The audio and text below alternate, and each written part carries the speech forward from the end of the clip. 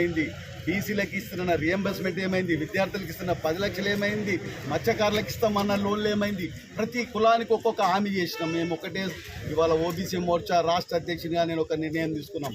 First మీ కలెక్టర్లకు, second కలెక్టర్లకు ఇస్తాము, మూడోసారి కామారెడ్డిలో బీసీ గర్జన చేసి జ్ఞాపకం చేపిస్తాము.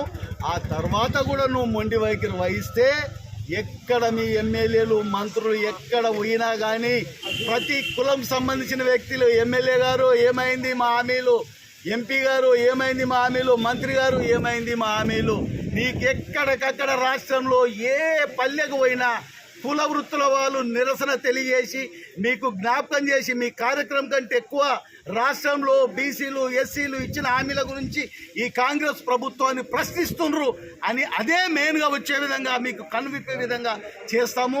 మర్యాదగా ఇచ్చిన హామీలను నిలుపుకుంటావా, మా పార్టీ గుర్తు చెయ్యి మేము చేయిస్తామని చెప్తావా?